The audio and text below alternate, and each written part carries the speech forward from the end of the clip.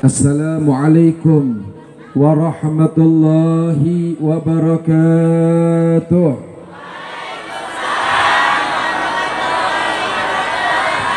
Alhamdulillah.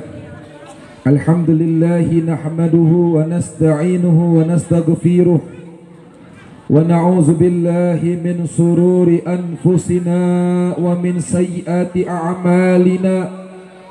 May yahdillahu فلا مضل له ومن يضلل فلا هادي له.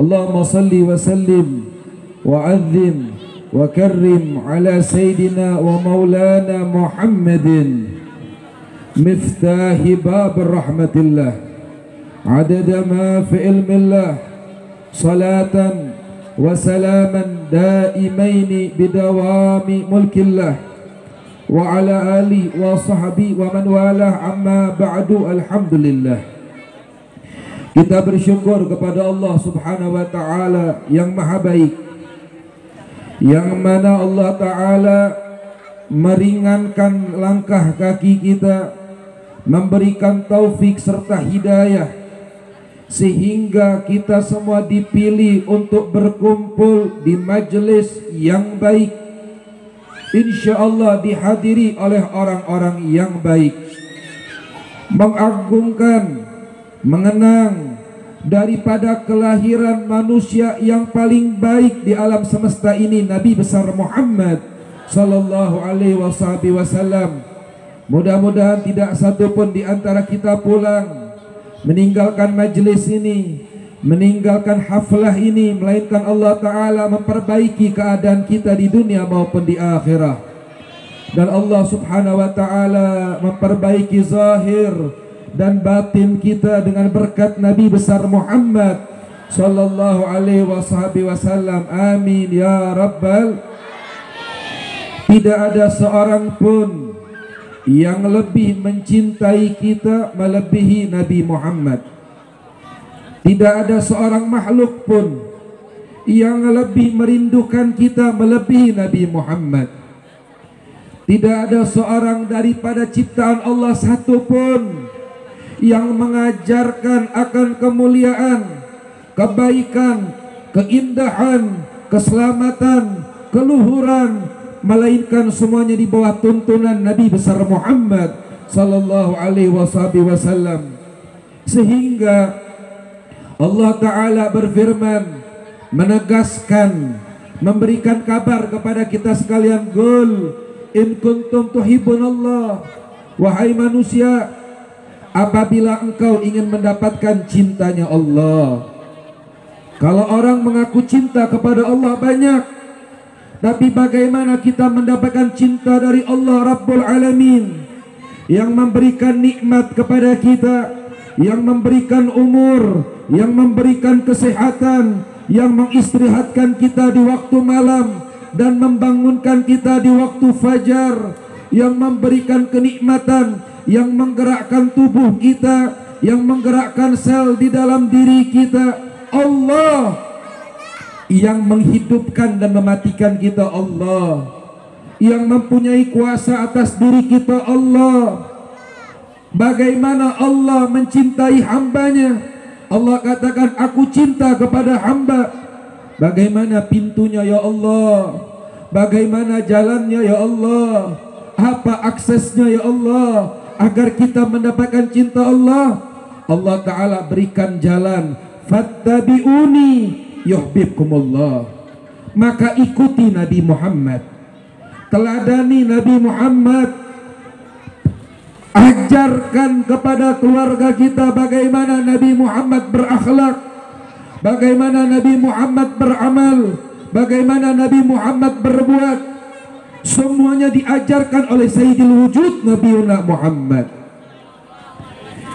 Tidak satu agama pun mengajarkan cara makan, diajarkan cara minum, diajarkan cara berpakaian, diajarkan cara bermuamalah, diajarkan dalam bertetangga, bakti kepada orang tua, mendidik anak, mencintai istri, taat kepada suami. Semuanya dicontohkan oleh Nabi besar Muhammad. Hadirin yang dirahmati Allah, tahukah kalian betapa mulianya kita sebagai umat Nabi Muhammad? Tahukah kalian betapa agungnya kalian di hadapan Allah sebagai umat Nabi Muhammad? Tahukah kalian betapa mulianya kita menjadi umat Nabi Muhammad di hadapan para malaikat, di hadapan para nabi, di hadapan para rasul, yang Allah Ta'ala nyatakan kuntum khairu ummatin ukhrijat linnas. Kalian telah menjadi sebaik-baiknya umat yang pernah ada di alam semesta ini. Dalam kitab Imam Suyuti, kitab Hasaisul Kubra, diceritakan ketika Allah menurunkan kitab Taurat kepada Nabi Allah Musa. Nabi Musa ini pejabat, tapi jabatannya bukan dilantik sama manusia, bukan atas hasil pemilihan. Tapi Nabi Musa sebagai seorang pejabat yang jabatannya diberikan oleh Allah, sebagai seorang rasul, kalimullah, yang mempunyai mukjizat, bisa berdialog dengan Allah Subhanahu wa taala. Nabi Musa termasuk sebagai nabi VVIP. Dari 124.000 nabi, dari 113 rasul, Allah jadikan mereka para ulul azmi, pemimpin para nabi dan rasul, yaitu 5 nabi. Siapa mereka? Nabi Allah Musa, Nabi Allah Nuh, Nabi Isa, Nabi Ibrahim, Nabi Muhammad sallallahu alaihi wasallam. Nabi Musa, ketika Allah berikan kitab Taurat, dibuka sama Nabi Musa. Ya Musa, sayati min ba'dika nabi. Wahai Musa, kelak akan datang seorang nabi. Nabi Muhammad belum lahir, Bu. Nabi Muhammad belum lahir, Pak. Sebagaimana kita merayakan kelahirannya pada malam hari ini, bahkan belum kelahiran Nabi Muhammad pun Allah sudah menceritakan tentang nama Muhammad kepada Nabi Adam alaihissalam. Bahkan Nabi Adam ketika beliau keluar dari surga ke alam dunia, bertaubat meminta ampun kepada Allah, dipisahkan dengan Siti Hawa dengan waktu yang sangat lama. Allah Ta'ala menerima taubat Nabi Adam. Ketika Nabi Adam bertawasul kepada Allah, ya Allah, aku meminta ampun kepada Engkau ya Allah dengan berkat karunia Nabi Muhammad. Dijawab sama malaikat, ya Adam, dari mana kamu mengenal nama Ahmad? Maka dijawab oleh Nabi Adam, wahai Jibril, bagaimana aku tidak mengenal sosok nama Ahmad, sedangkan namanya di surga berdampingan dengan namanya Allah, Miftahil Jannah la ilaha illallah Muhammad. Pintu surga aksesnya ketika aku keluar, aku melihat kalimat tiada Tuhan selain Allah, Nabi Muhammad utusan Allah. Bertaubat Nabi Adam dengan wasilah Nabi Muhammad. Ketika Nabi Musa membaca kitab Taurat, wahai Musa, akan datang seorang nabi, sadiqan nabiyya, nabi yang jujur, la aghdabu alaihi abadan, aku Allah tidak pernah sekalipun marah kepada manusia yang satu ini. Nabi Musa ngedengar kayak begitu cemburu. Nabi Musa ini dikenal nabi yang banyak meminta kepada Allah. Ini kewajiban kita, hamba banyak minta kepada Allah. Tapi Nabi Musa, nabi yang paling banyak berdialog, nego sama Allah Ta'ala. Sampai pernah satu kali di zaman Nabi Musa paceklik, kemarau panjang, 3 bulan gak turun hujan, ternak-ternak mati, ladangnya kekeringan. Masyarakat datang, ya Musa, kamu ini kalimullah, seorang rasul, coba minta kepada Allah agar Allah menurunkan hujan. Nabi Musa ngangkat tangan, hadirin, minta kepada Allah, ya Allah, turunkan hujan. Ditolak sama Allah. Besoknya minta lagi Nabi Musa, ditolak lagi sama Allah. Berkali-kali Nabi Allah Musa minta kepada Allah, ditolak sama Allah. Apa kata Allah? Ya Musa, saya tidak akan menurunkan rahmat di tengah kaummu, sedangkan di tengah umatmu ada pelaku dosa besar.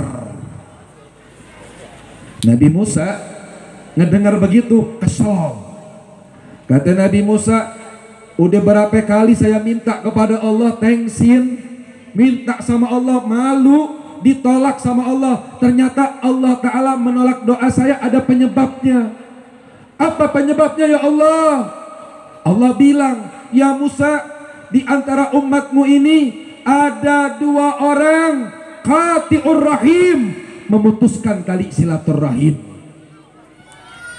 Ini dengar hadirin, para ibu, para bapak, para jamaah rahimakumullah. Ini Nabi Musa seorang rasul, kalimullah, minta kepada Allah, ditolak doa Nabi Musa. Apa problemnya? Karena di tengah kampung tersebut ada 2 orang yang sedang bertikai, memutuskan tali silaturahim. Ngambek Nabi Musa, ya Allah, sebutin siapa nama orangnya biar saya marahin. Allah bilang, ya Musa, saya udah tutup aibnya, ngapain saya buka? Ayo silakan, inisiatif sendiri, cari pelakunya. Maka Nabi Musa teriak kepada kaumnya, wahai kaumku, 3 bulan kampung kita paceklik, kemarau panjang. Tahu apa penyebabnya? Karena di kampung kita ada pelaku dosa besar. Apa dosanya ya Musa? Kata kaumnya, di antara kita ada orang yang hatinya terjadi ghil, kebencian, kedengkian, perselisihan, gak bertegur sapa lebih dari 3 hari. Makanya Allah bi Muhammad bilang apa? La yadkhulul jannah qati'ur rahim. Gak bakal masuk surga orang yang memutuskan tali silaturahim. Orang kalau udah mutusin silaturahmi, kata Nabi, dipastikan dia meninggalnya su'ul khatimah. Walaupun dia meninggalnya di dalam Ka'bah, fi jawfil Ka'bah, kata Nabi, dipastikan dia meninggalnya su'ul khatimah. Orang yang mutusin tali silaturahmi lebih dari 3 hari, ibadahnya nggak diterima sama Allah Ta'ala. Salat, ngaji, puasa, umrah, ibadah nggak diterima sama Allah. Kenapa? Adawah, di tengah-tengah dia ada permusuhan. Makanya dalam Islam itu bohong dosa.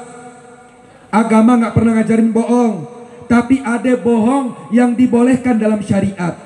Bohong menyatukan 2 muslim yang sedang bertikai, itu dibolehkan. Bohongnya boleh Pak, bohongnya boleh Bu. Maknanya apa?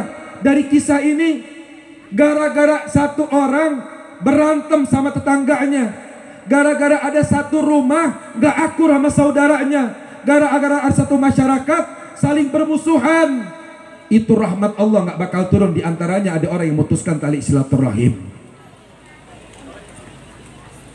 Maka Nabi Musa ngamuk, ngambek, kaumku, taubat. Kata orang Sundanya, gara-gara sia iya kampung temenang rahmat, maneh nu musuhan, maneh nu teu akur, sa kampung nu sial, cek urang mah kitu.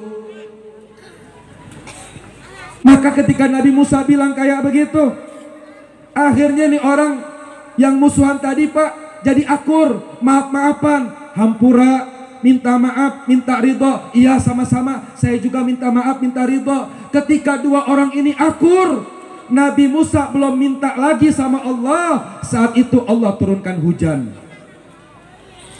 Orang akur Pak, rahmat Allah turun Pak. Ada orang gak akur di tengah-tengah kita Pak, rahmat Allah diputus Pak. Hadirin, hadirat yang dirahmati oleh Allah, kita hidup di dunia ini gak bakal selamat dari mulut manusia. Siapa yang bakal hidupnya selamat dari mulut manusia? Kita banyak kurang, kita banyak salah, kita banyak aib. Masih untung aib kita ditutup sama Allah. Masih untung dosa kita ditutup sama Allah Ta'ala. Seandainya dosa saya Pak, seandainya dosa saya Bu ditampakkan oleh Allah berupa bau busuk, saya yakin di sini nggak ada yang mau dengar ceramah saya. Tapi Allah baik. Nih Habib Bagir dosanya masih ditutup sama Allah, aibnya masih dijaga sama Allah Ta'ala. Kalau seandainya dosa kita Allah bukakan berupa bau busuk, suami kita ninggalin kita bu, istri kita bakal pergi dari kita pak, anak-anak kita malu mengakui kita orang tuanya, dan orang tua kita merasa hina mempunyai anak seperti kita. Tapi Allah baik, Allah Ghafur, Allah Sattar, Allah tutup kita punya aib, Allah tutup kita punya kekurangan. Bahkan Allah tawarkan kepada kita, hal min mustaghfirin, apakah kamu mau bertobat? Kata Allah. Hal min taibin, apakah kamu mau minta ampun? Kata Allah. Allah nyatakan, inni uhibbut tawabin, wahai hambaku, aku cinta kepadamu. Siapa ya Allah? Yang banyak salat bukan, yang banyak ibadah bukan, yang banyak sedekah bukan, tapi Allah katakan, kamu kata Allah, aku pinang. Siapa ya Allah? Si pendosa kayak kita ini masih dipinang sama Allah Ta'ala. Dikasih umur, dikasih napas, dikasih waktu. Apa kata Allah? Sini kata Allah, datang kepadaku kata Allah. Ud'uni, minta kata Allah. Tapi kita Pak Bu, kita yang banyak ninggalin Allah Pak, kita yang banyak meninggalkan Allah, kita yang banyak sibuk kepada selain Allah, kita yang banyak berpaling kepada selain Allah. Di hati kita membesarkan makhluk daripada Allah Subhanahu wa Ta'ala. Siapa yang menjaga kita di waktu malam? Allah. Kita mau tidur, capek seharian aktivitas sampai kasur, kalau kata Allah belum waktunya tidur, nggak bisa kita tidur. Seharian kita aktivitas, istirahat kita, kalau kata Allah belum waktunya istirahat, tidak mampu, mata kita terpejam hadirin. Diistirahatkan sama Allah. Ketika waktu subuh dibangunkan lagi oleh Allah, kita berkata alhamdulillahilladzi ahyana. Makasih ya Allah, pujian yang banyak kepada Engkau ya Allah, Engkau menghidupkan kembali. Siapa yang membangkitkan kita ketika kita tidur? Allah. Dibangkitkan kembali kita dalam keadaan sehat, dalam keadaan afiat. Bangun dari tidur kita, kita sibuk sama dunia. Apa kata Nabi? Barang siapa orang menjemput bangun tidurnya dengan kesibukan dunia, maka sehari akan dipersempit sama dunia. Barang siapa orang bangun tidur dalam keadaan sedih atas kesumpekannya problem dunia, sehari akan disumpahkan oleh dunia. Mengapa tidak kita membuka pagi hari, bangun tidur dengan mengingat Allah? Bukan mulut kita berdoa kepada Allah, hati kita tersambung dengan Allah. Kita sholat 5 waktu, sholat kebutuhan kita, bukan kewajiban. Secara tauhid kewajiban, tapi ketahuilah sholat kebutuhan. Allah nggak butuh sholat kita, tapi kita yang butuh kepada Allah. Nabi Muhammad ketika dikumandangkan adzan, bergembira hati Nabi Muhammad. Para sahabat, para ahli iman, ketika dikumandangkan adzan mereka bergembira. Tokonya tutup, warungnya tutup, kesibukannya disampingkan. Bahkan seorang sahabat Nabi ketika mengangkat gagang paculnya, ketika adzan dikumandangkan, tinggal dihentakkan, ditaruh lagi itu gagang pacul. Kenapa? Adab ketika azan dikumandangkan. Lagi transaksi tinggal bayar Pak, tinggal bayar Bu. Tapi ketika dikumandangkan azan, langsung ditinggalkan dagangannya, ditinggalkan transaksinya. Kenapa begitu? Karena mereka adalah orang yang mengutamakan Allah di atas segala-galanya. Tidak heran Allah mengutamakan mereka di atas segala-galanya. Ada orang cemburu sama kiai, ada orang cemburu sama habaib. Ini habib yang cinta banyak banget, ini kiai yang cinta banyak banget. Gimana cara ngancurinnya? Gimana cara fitnahnya? Gimana biar orang gak cinta lagi sama mereka? Gimana mengolok-ngoloknya? Nggak takut Pak para aulia Pak. Kenapa? Innal aulia Allah la khaufun alaihim wa lahum yahzanun. Para aulia Allah nggak pernah rasa sedih, nggak pernah punya rasa takut. Kenapa? Mereka nggak cari ridhonya manusia, tapi mereka cari ridhonya Allah. Makanya Nabi dicaci orang nggak pernah marah, Nabi dimaki orang nggak pernah marah, Nabi dipitnah orang nggak pernah marah. Apa kata Nabi? Setiap orang memberikan apa yang dia punya. Orang kalau hatinya kotor pasti keluarnya kotoran. Nabi Muhammad hatinya bersih, tidak ada kotoran di hati Nabi, sehingga tidak mampu Nabi membalas keburukan dengan keburukan. Tapi Nabi Muhammad di hatinya ada rahmat, sehingga membalas keburukan orang lain dengan rahmat dan kasih sayangnya. Hadirin, maknanya apa? Kadang saya sering bilang, ada orang datang sama Habib, "Beb, tetangga saya zalim, Beb, tetangga saya jahat, Beb, suami saya galak, Beb, istri saya kurang ajar, Beb, teman saya nggak benar. Terus saya benci sama mereka, Beb." Kalau kita benci sama cacian orang lain, Bu, Pak, berarti kita nggak ada bedanya sama dia. Nih kira-kira ke Hartos tuh, kira-kira paham nggak? Habib kasih contoh yang gampang, Bu. Tetangga kita nyaci kita sakit hati, Bu. Ya Allah, sakit hati kita. Berarti tetangga kita berhasil ngirumin penyakit hati sama kita. Hati kita sakit, dendam kita sampai mati, ke bawah itu dendam, rugi kita. Tapi kalau kita diomongin sama orang, kita bilang, nggak peduli saya omongan orang lain. Kenapa? Saya hidup cari ridhonya Allah, bukan ridhonya dia. Sejuta orang benci sama saya nggak apa-apa, yang penting Allah ridho sama saya. Kenapa? Kalau Allah udah ridho kepada hambanya, maka seluruh makhluk akan cinta kepadanya. Nggak bisa dibuat-buat, nggak bisa dibikin-bikin. Wa makaru makarahullah. Kamu boleh bersiasat, kamu boleh berpolitik, kamu boleh berbuat suatu hal keburukan, tapi Allah maha mengetahui, dan Allah juga maha mengetahui. Jangan takut, Bu. Orang ngomongin kita, alhamdulillah, dosa saya habis. Pak, Bu, diomongin orang itu nikmat, dosa kita habis, dosa kita hilang. Imam Syafi'i itu kalau diomongin orang, muridnya nangis. "Wahai Imam, saya dengar ada orang fitnah kamu tukang zina, kamu dibilang tukang maksiat." Imam Syafi'i bilang, "Makasih banyak." Bilangin sama orang yang ngomongin, "Makasih banyak. Nih ada makanan, kirimin sama dia, bilangin makasih banyak." Kata Imam Syafi'i, siapa yang selamat dari mulut manusia?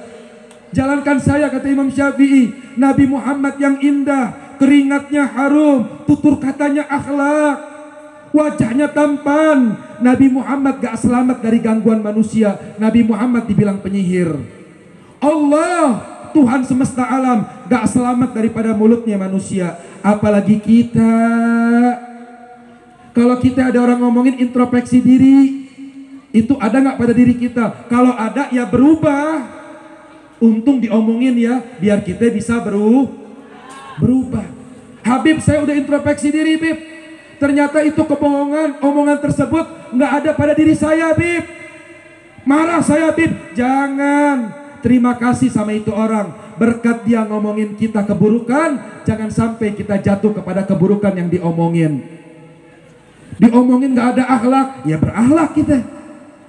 Diomongin kita suka ngerumpi, ya berhenti ngerumpi. Diomongin suka pamer, ya jangan pamer. Dikatain sama orang suka ria, ya jangan ria. Diomongin orang sombong, ya ramah. Dikatain orang suka monyong, ya senyum. Bu, Pak, kita punya istri, kita punya suami. Ngelayanin suami, Bu, kalau karena Allah, Bu, gak capek. Bikinin kopi bukan karena suami, Bu, karena Allah. Kalau ibu bikinin makan suami karena Allah, dikasih belanja berapapun, aduh ya Allah, nih saya bakti, saya masak, mandang Allah, bukan lihat suami saya. Kalau lihat suami saya, pegel lihat mukanya, ya Allah. Maaf, nih Habib ngomong gini, maaf ya.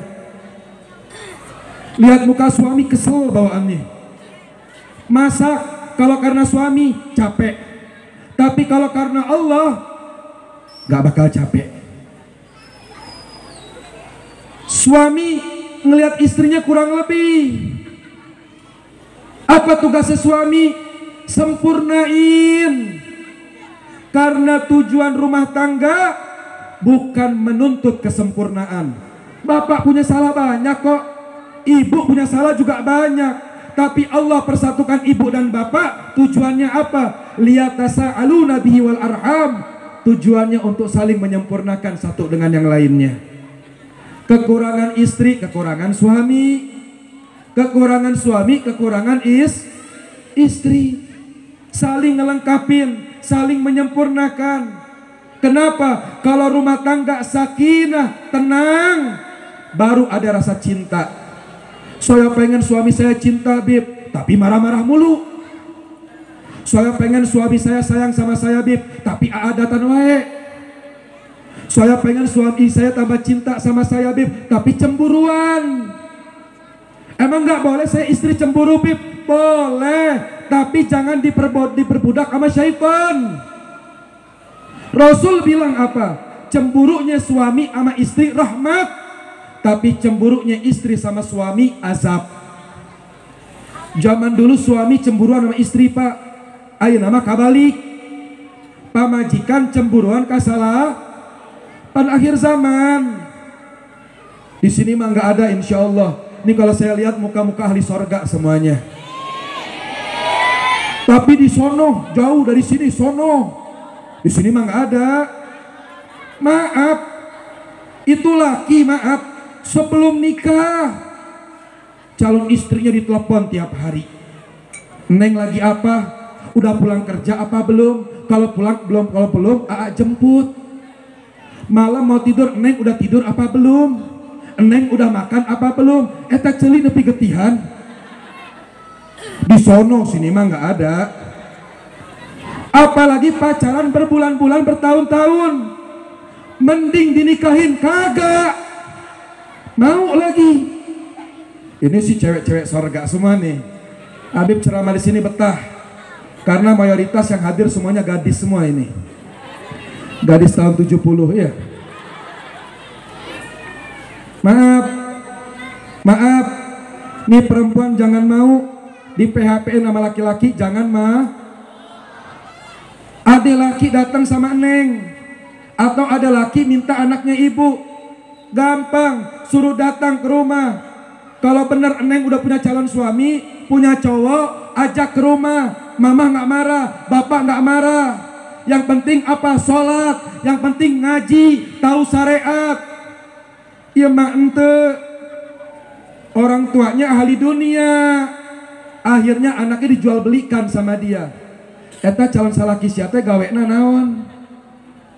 Boga mobil teh, boga motor teh. Datang laki bawa motor picek. Apa motor apa namanya? Apa itu yang gede tuh motor apa? Oh PCX, bukan picek ya. Datang bawa motor, masya Allah motor baru, dibilang calon mantu eta teh. Padahal motornya bilang nginjem. Kenapa? Kalau kita menilai dari urusan dunia, apa kata Allah Ta'ala Rasulullah? Barang siapa menikahkan putrinya karena dunia, Allah akan uji dia dengan kehinaan. Sholatnya nggak ditanya, Bu. Agama nggak ditanya, Bu. Baca Quran nggak nih laki? Ngaji nggak? Na'udzubillah, punya anak perempuan dibonceng laki-laki yang bukan mahramnya, orang tuanya ngeliatin aja. Na'udzubillah. Yang lebih herannya lagi apa? Punya istri, istrinya diwakapin. Siapa yang suka wakapin istri? Laki-laki sama perempuan yang suka majang foto di medsos. Punya istri cekrek, kondangan, jalan-jalan, ngaji, dipajang di medsos. Eta beungeutna Pak ditoong ku loba lalaki, Pak. Pan teu dosa, Habib. Oke. Teu dosa apanya? Oke. Istri Bapak sama anak perempuan Bapak jadi fantasi liar laki-laki yang dihinakan oleh Allah Subhanahu wa taala. Maaf, Pak. Bapak laki bini pak, foto, pasang status. Ada orang ngelihat punya penyakit ain, penyakit hasad, tinggali tetangga orang akur jeung salakina. Ini orang hasut pak, kena penyakit ain, bisa cerai pak itu rumah tangga pak. Penyakit ain ini penyakit hati bu. Ada orang punya penyakit menggerogoti bu, sehingga kalau ngelihat orang lain bahagia dia susah bu, lihat orang susah dia bahagia bu. Itu tepak tah. Makanya Habib seumur hidup nikah, gak pernah saya foto berdua sama istri. Istri saya yang ngelihat cuman saya seorang. Laki-laki lain gak boleh lihat istri saya. Kenapa? Saking cintanya saya sama istri saya. Ini maaf. Kadang suaminya nyuruh, Neng, kondangan yuk, hayu, imah baturan bapak, hayu. Dandan siate singgelis cenah. Itu istrinya disuruh pakai bedak sekilo, black and white, banget bodas lengan hidung. Dandan cantik pak, istrinya pak suruh pakai baju yang cantik pak. Kenapa? Biar dia sama orang lain, istri saya cantik. Naudzubillah. Apa kata Nabi? Dayyus. Ini laki yang dilaknat sama Allah Ta'ala. Kenapa dayyus? Gak punya rasa cemburu terhadap istrinya. Makanya kebanyakan sunnah Nabi apa yang kita lupa? Itu Nabi ke pasar pak. Kalau zaman sekarang perempuan yang ke pasar. Kalau ada laki ke pasar, aib cenah. Kalau dulu Nabi yang ke pasar. Kenapa Nabi ke pasar? Karena pasar tempatnya setan. Kalau laki ke pasar belanja ngodoil hajat pulang. Kalau perempuan ke pasar ketemu temannya boro-boro ke pasar, ke warung kayak geus nyangsang. Istri kita baik pak, ke warung, sampai di warung ketemu sama jurik, ketemu sama medi, ngobrol, terus menang kabar encan, kabar naon si eta si ieu, naon salakina nyandung. Salaki batur nu nyandung sia nu riweuh. Maaf, kalau udah ngomongin orang, ada orang ngomongin orang setengah jam betah, ada orang ngomongin orang sejam betah. Tapi kalau ngaji nggak betah, ini bertanda kelezatan telinganya dalam maksiat kepada Allah Subhanahu wa Ta'ala. Terindikasi ini orang punya penyakit hati. Kenapa? Mendengar keburukan dia betah, mendengar kebaikan dia nggak betah. Ada orang barusan baca qori itu, ustadz kita bacain Al-Quran tuh, suaranya merdu banget. Ada orang gak betah dengar Quran, culak cilek, hap dengan nyonyo HP. Tapi kalau udah nonton sinetron, Allahumma sholli ala Muhammad udah. Di sono sini mah nggak ada. Maaf pak, maaf. Sebagian perempuan pak kalau udah nonton TV pak mustakbilal kiblat, ngadep kiblat pak. Hudurul galab, hatinya hadir lagi. Filmnya sedih ikut nangis, filmnya seneng susurian. Salakina ningalikeun kunaon bu seserian, iya filmna keresep cenah. Kunaon bu cerik bu, filmna kersedih. Pernah nggak zaman sekarang kita lihat ada istri baca Quran nangis, ada perempuan baca Quran ketawa, ditanya suaminya, ibu kenapa nangis? Ini Al-Quran menjelaskan tentang azab Allah, peringatan Allah tentang datangnya kematian.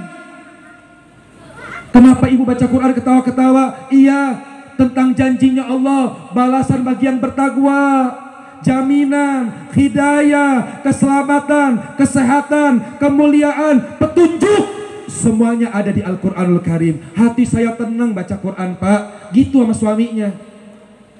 Iya maloba zaman ayeuna datang ke Habib ka Kiai. Bib, Kiai, kenapa? Saya pengen punya anak soleh soleha. Banyak enggak? Banyak enggak? Saya mau tanya ini yang hadir semuanya. Pengen enggak punya anak soleh soleha? Pengen punya anak soleh soleha? Bener? Yakin? Habib doain nih, pengen nggak? Mau? Saya yakin gimana pun keadaan kita pengen anak kita lebih baik daripada orang tuanya. Benar? Benar. Kemarin nih bu, maaf ada cerita dikit.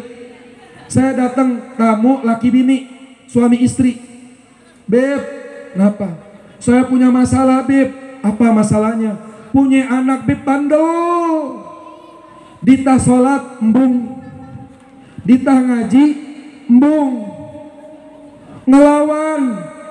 Kerjaannya tiap hari main mulu. Apalagi kalau udah nyonyoh HP, Beb.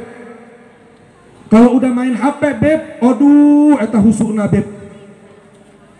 Ada orang tua ngadu begitu. Anak kita di kampung ini sih nggak begitu ya, Bu ya.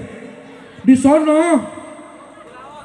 Maka saya bilang sama orang tuanya, kalau memang udah bandel, capek ngurusnya, masukkan ke pesantren mana, Bib? Tuh, di situ ada kiai, masya Allah, soleh, warok, zuhud lagi. Pesantrennya gratis, masukkan ke sana. Gak mau. Loh kenapa? Saya pengen pesantren yang modern. Pesantren yang bayarannya sebulannya 10 juta. Kan zaman sekarang begitu, Bu. Mak-mak zaman sekarang bangga kalau punya anak pesantren. Itu pesantren yang bayarannya mah ada bahasa Inggrisnya, ada bahasa Spanyolnya. Yang soleh, jangan lempar-lempar, nggak boleh. Ya. Habib bilang sama orang tuanya, masukin pesantren. Ya udah kalau pengen yang bayaran di pesantren si fulan. Iya, Beb. Masantren, Bu. Masantren, Pak. Setahun, 2 tahun, 3 tahun. 3 tahun kemudian orang tuanya datang lagi ke rumah Habib. Habib, alhamdulillah berkat arahan dari Habib, anak saya masuk pesantren udah 3 tahun, Bib. Gimana sekarang? Alhamdulillah, Bib, tambah bangor. Bingung saya, Bu. Bingung saya, Pak. Kok bisa? Bangor gimana? Iya, Bib. Pulang ke rumah nggak sholat lagi. Pulang ke rumah nggak ngaji lagi. Pulang ke rumah main HP lagi. Tiap hari kerjaannya main HP. Disuruh ngelawan, nggak taat. Gitu, iya. Bingung saya, Pak, Bu. Perasaan pesantrennya bagus, gurunya bagus. Kok nih anak nggak ada perubahan? Singkat cerita, saya tanya, Ari ibu di rumah suka sholat gak sama suami berjamaah? Cengengesan tuh, enggak, Bib. Ari bapak sasibuk kumaha ge gawe di rumah pernah nggak sholat sekali sama suami istri berjamaah? Sibuk kerja, mangga gawe sok. Tapi minimal maghrib balik ke rumah, buru-buru ke rumah, sholat di rumah berjamaah. Berjamaah. Pak, Bu, maaf, kalau dulu kita masuk kampung-kampung sini, Bu, itu kalau maghrib anak kecil nggak ada di jalanan, anak perempuan nggak ada nongkrong di jalan. Kalau kita mau cari maghrib, mereka di musola. Zaman dulu mereka sibuk di mana? Di masjid. Zaman dulu mereka sibuk di mana? Kalau nggak di musola, di masjid. Kita lewat pemukiman muslim, muslimah, masyarakat Bogor. Kalau kita lewat rumah-rumah mereka, yang kita dengar pada maghrib orang lagi ngaji Al-Quran, lagi belajar tuturutan sama orang tuanya. Tapi kita lihat keadaan zaman sekarang. Mimpi punya orang tua, mimpi punya anak saleh-salehah. Ditanya orang tuanya, bapak di rumah sesibuk apapun, sering gak berjamaah sama istri? Dijawab sama istrinya, gak pernah, Beb. Gak pernah saya sholat berjamaah sama suami saya, Beb. Dulu waktu nikah doang, Beb. Setelah nikah gak pernah lagi saya sholat berjamaah, Beb. Bapak, kamu imam, kamu akan dipertanggungjawabkan atas keimaman kamu. Sholat, Pak, sesibuk apapun, Pak. Minimal maghrib di rumah balik, Pak, ngebut pulang ke rumah, Pak. Sampai rumah panggil istri, ayo mah sholat berjamaah mah. Beb, maghrib gak sempet, masih di jalan macet, Beb. Isya, mama tungguin bapak, bapak di jalan pulang, nanti isya berjamaah ya. Ketika Anda melihat orang tuanya sholat berjamaah, pasti anaknya bakal sholat. Sebab apa kata Nabi? Ma fil aba fil abna. Apa yang ada pada orang tua bakal turun kepada anaknya. Ini anak bandel kirim pesantren, Anak nggak nurut, lempar pesantren. Emangnya pesantren tempat pembuangan? Beb, saya pengen punya anak pinter baca Quran, Beb. Hafiz Quran, Beb. Itu cita-cita saya, Beb. Cita apa ngimpi? Cita-cita wujudkan. Kalau mimpi tulul amal, hanya angan-angan doang. Mimpi punya anak hafal Quran, Pak. Ditanya emaknya sering baca Quran apa main HP? Ini saya mau tanya di kampung ini nih. Saya mau tanya. Jawab jujur. Jawab jujur. Saya mau tanya. Nih yang anak-anak nih, yang kecil-kecil nih, yang soleh-soleh semua nih, Masya Allah. Calon ulama semuanya nih. Sering gak lihat bapak sama mama sholat berjamaah di rumah? Sering gak? Sering gak? Jawab yang kompak, sering gak? Enggak. Ini calon ulama jujur. Ulama amilin jujur. Saya mau tanya. Maaf. Bapak, Pak, lebih sering lihat istrinya main HP apa megang Quran? Main HP apa megang Quran? Ini yang bapak nggak ngejawab karena malu, Bu. Saya tahu tuh, Bu. Di belakang tuh malu semua, Bu. Itu, Bu. Itu kena mental, Bu. Itu, Bu. Ngebatin berarti, Bu. Mau dijawab nggak enak. Nggak dijawab, ya itu faktanya. Dan yang lebih jahat lagi apa? Berapa banyak orang tua ngebiarin anaknya masih kecil kayak begini udah megang handphone. Wallah, ini orang tua yang zolim sama anak. Pak, Bu, kalau kita lihat anak kecil kayak begini main pisau jalan di jalanan, bahaya nggak kira-kira? Anak kecil kalau main golok kira-kira bahaya nggak? Lari-larian bawa golok bahaya nggak? Lari-larian bawa pisau bahaya nggak? Demi Allah, handphone di tangan anak kita lebih bahaya daripada tajamnya pisau. Orang kena pisau berdarah, diobatin cager, sembuh. Tapi handphone di tangan anak kita masih kecil, Bu. Tumbuh kembang otaknya kena radiasi, Bu. Kena radiasi. Main game, kena radiasi. Lebih baik anak kita belikan game permainan seperti PlayStation. Ini bukan promosi. Lebih baik belikan game permainan, dimainkan seminggu sekali. Main sampai matanya belel nggak apa-apa deh. Tapi jangan kasih HP, Bu. Jangan kasih HP, Pak. Bahaya, wallah ini bahaya. Mudaratnya banyak. Bahkan kata Nabi, akan datang akhir zaman. Seorang manusia di dalam rumah, di tengah malam, dalam kesendirian, bisa menghancurkan dunia dan seisi-isinya. Itu sahabat kaget semuanya. Sahabat kaget. Kalau kita zaman sekarang Nabi ngomong begitu nggak kaget. Kenapa kita nggak kaget? Apa yang menghancurkan? Nih, handphone di tangan kita. Sendirian bisa bikin dosa kita. Ngomongin orang di HP, ngegibah di HP, nyaci di HP, ngelihat hal yang haram di HP.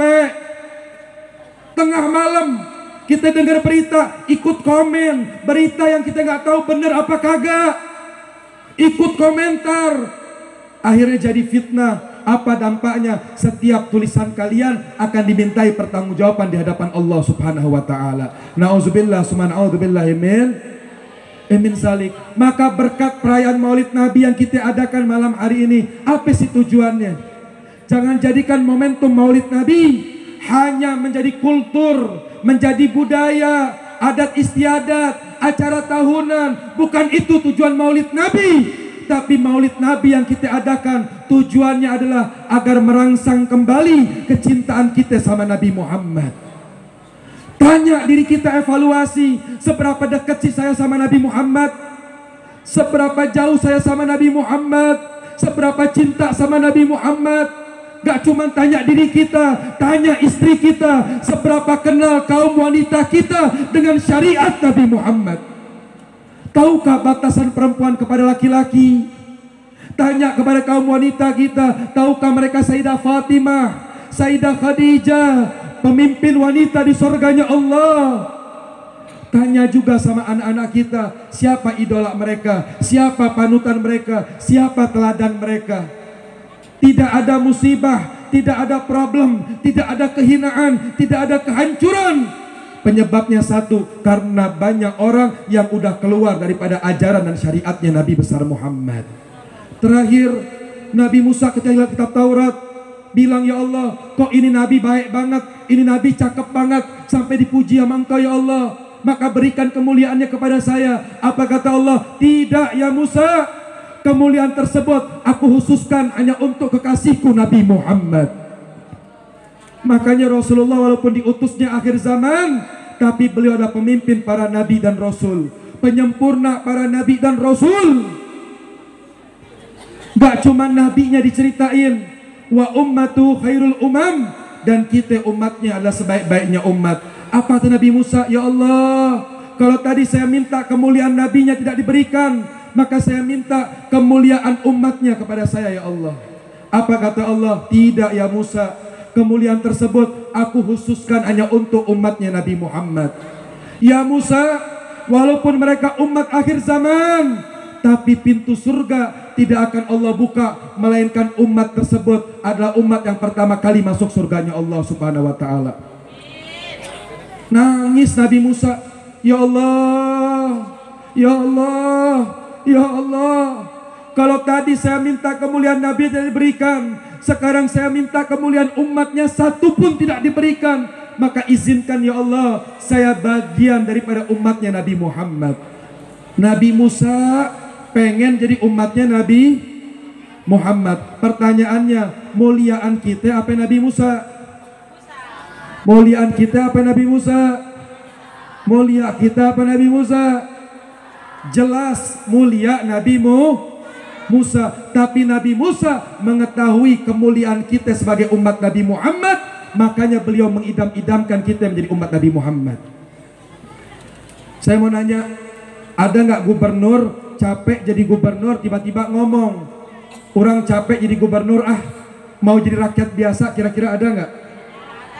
Bupati capek jadi bupati tiba-tiba bilang, saya capek jadi bupati, pengen jadi rakyat biasa, kira-kira ada nggak? Lurah capek jadi lurah, pengen jadi rakyat biasa aja, nggak bakal ada. Nabi Musa seorang rasul, pemimpin yang diberikan oleh Allah, jabatan yang Allah anugerahkan, mimpi mengidam-idamkan ingin menjadi seperti kita umatnya Nabi Muhammad. Ya bahtana bin Nabi, sungguh beruntung kita di bagian umatnya Nabi Muhammad. Ini nikmat jaga bu, ini nikmat jaga pak. Gimana kita ngejaganya? Nabi nggak minta apa-apa, cuma minta satu, ku anfusakum wa ahlikum nar, jaga diri kamu, jaga keluarga kamu daripada api nerakanya Allah subhanahu wa ta'ala. Gimana kita bisa selamat di dunia ini? Ikuti Nabi Muhammad, teladani Nabi Muhammad, jalan di jalan Nabi Muhammad, mengikuti syariat Nabi Muhammad, mengamalkan sunnah Nabi Muhammad, mengikuti daripada apa yang dicontohkan Nabi Muhammad. Insya Allah kita akan memperoleh keselamatan, kebahagiaan dan keagungan di dunia maupun di akhirat. Amin ya rabbal, amin ya rabbal. Gak berasa sudah 1,5 jam. Ini kebetulan Habib ini baru pulang dari Solo, jadi saya udah niat tadinya ini malam gak bisa hadir. Niat boleh dong, karena kita yang tahu kadar diri kita kecapean, kurang sehat. Tapi ini malam ada 2 undangan lagi. Yang satu undangan di Ustadz Daud, satu lagi undangan di Habib Mahdi bin Hamzah. Jadi ini undangan barengan. Kebetulan juga ada undangan lagi dari Pak Dedi Rahim. Dedi Rahim, Habib Mahdi, Ustadz Daud. Nu mana iya teh? Tapi subhanallah, dari 3 pilihan itu hati saya condongnya sama Ustadz Daud. Kenapa? Karena setiap bulan itu Ustadz Daud gak pernah tinggal majelis rutinan. Maka saya sangat memprioritaskan beliau. Ini kalau nggak hadir kayaknya kesian juga. Jadi udah bismillah berangkat. Mudah-mudahan dengan berangkat kita ke majelis yang baik, Allah Ta'ala perbaiki keadaan kita, Ibu. Jadi kalau lagi sakit, nggak enak badan, itu ada pengajian, hadir. Jangan sampai lagi sakit malah jadi malas, Bu. Niat bin niyati syifa, dengan niat biar sembuh, insya Allah Allah angkat penyakit kita. Lagi sakit mau ke masjid, Pak, berangkat. Jangan sampai karena sakit gak ke masjid, tapi dengan berangkat ke masjid, ya Allah, tahur, bersihkan saya daripada penyakit-penyakit, ya Allah. Sebab yang ke majelis ilmu tamunya Allah, yang ke majelis maulid tamunya Nabi Muhammad, yang ke masjid tamunya Allah, yang digerakkan adalah orang yang dicintai oleh Allah Subhanahu wa taala. Jadi kalau ada orang nggak ke masjid, bukan dia nggak mau ke masjid, tapi masjid nggak mau diinjak sama dia. Kalau orang nggak mau hadir maulid Nabi, bukan dia nggak mau hadir maulid Nabi, tapi Nabi nggak mau dia jadi tamunya. Maka kita doakan, mudah-mudahan perayaan maulid Nabi semacam ini makin banyak, makin makmur, dan mudah-mudahan saya minta kepada Allah yang membantu acara ini, Allah bantu kehidupannya, yang mensukseskan acara ini Allah sukseskan keadaannya. Mudah-mudahan panitianya jadi panitianya Nabi Muhammad, tukang masaknya dia nyenengin daripada tamunya Nabi Muhammad. Dan kita doakan juga para sesepuhnya, orang tuanya, para asatisnya, para masyayikhnya, para kiainya, biar pada panjang umur, diberikan kesehatan oleh Allah, diberikan kebaikan dan keberkahan oleh Allah Subhanahu wa taala. Dan juga kita doakan juga ini masjid makin hari makin makmur, makin barokah, makin mulia, makin manfaat. Dan semua yang hadir nggak pulang, Allah ampunin dosa-dosanya, Allah perbaiki keadaannya, Allah perindah zahir batinnya, Allah dekatkan dengan Nabi Muhammad, mendapatkan pandangan Nabi Muhammad, mendapatkan senyuman Nabi Muhammad, tidak pulang di antara kami melainkan terhubung dengan Nabi Muhammad. Dan jadikan ya Allah maulid Nabi yang kami adakan malam hari ini, kehadiran kami, perkumpulan kami, membawa kebaikan di tengah-tengah umat ya Allah, yang dekat maupun yang jauh, yang hadir maupun yang belum hadir ya Allah. Engkau berikan kebaikan yang sama terhadap kami ya Allah. Engkau limpahkan hidayah dan inayah ya Allah. Yang jauh Engkau dekatkan ya Allah, yang berpaling Engkau dekatkan ya Allah, yang terganggu dengan acara ini ya Allah, Engkau bukakan pintu maaf di hati mereka ya Allah, agar memaafkan keributan pada malam hari ini ya Allah, sehingga mengganggu istirahat mereka, sehingga mengganggu waktu tenang mereka. Engkau bukakan pintu maaf di hati mereka ya Allah. Ya Allah ya Rahman ya Rahim, jangan sia-siakan perkumpulan kami malam hari ini yang Kau gerakkan untuk hadir, yang Kau pilih untuk hadir. Berapa banyak di antara mereka yang Kau palingkan dari kebaikan-kebaikan semacam ini. Siapa yang menggerakkan kami kalau bukan Engkau ya Allah? Siapa yang membimbing kami? Siapa yang menghadirkan kami kalau bukan Engkau ya Allah? Maka kami minta jangan sia-siakan tangan si pendosa ini yang mengharapkan ampunan dari Engkau ya Allah. Kami takut apabila satu dosa tidak Engkau ampuni, kami akan merasakan pedihnya azab kubur. Kami takut menjadi sebab kami wafat dalam keadaan su'ul khatimah ya Allah. Maka kami minta bersihkan keadaan kami ya Allah, ampuni dosa-dosa kami ya Allah, terima taubat kami ya Allah, dan jadikan sisa umur kami dihiasi dengan amal-amal yang baik ya Allah. Ya Allah, jangan jauhkan kami dari orang-orang saleh, jangan jauhkan kami dari orang-orang yang Kau cintai ya Allah. Jangan kami terjerumus ke dalam fitnah zaman, kepada keburukan zaman, kepada tipu daya zaman ya Allah. Ya Allah, dan di akhir doa kami ya Allah, jadikan kami imam yang bertakwa untuk istri dan anak-anak kami ya Allah. Jadikan kami suami yang baik untuk keluarga kami ya Allah. Ya Allah, para wanita kami jadikan wanita yang salehah, wanita yang muti'ah, yang beradab kepada suaminya, yang takwa kepada Engkau ya Allah, yang taat kepada suaminya, yang menjaga kehormatan keluarganya, yang menjaga aib daripada keluarganya, menjaga iffah kemuliaan daripada keluarganya. Ya Allah, jadikan anak-anak kami anak yang saleh salehah, jadikan anak kami anak yang bertakwa, jauhkan daripada narkoba, jauhkan daripada minuman-minuman yang haram, jauhkan daripada maisar ya Allah, jauhkan daripada hal-hal yang dihinakan oleh Engkau ya Allah. Kami takut ketika besok kami dikubur, anak kami akan mempermalukan kami. Tapi berkat majelis malam hari ini kami minta ya Allah, jadikan ketika besok kami dikubur, anak kami mendoakan kami, mengirimkan Fatihah untuk kami, mengirimkan sedekah yang pahalanya diterima di dalam kubur kami ya Allah. Anak yang menjadi wildan, menjadi anak-anak surga yang besok dibanggakan di hadapan Nabi Muhammad, yang dibanggakan di hadapan Nabi Muhammad, yang dibanggakan di hadapan Nabi Muhammad.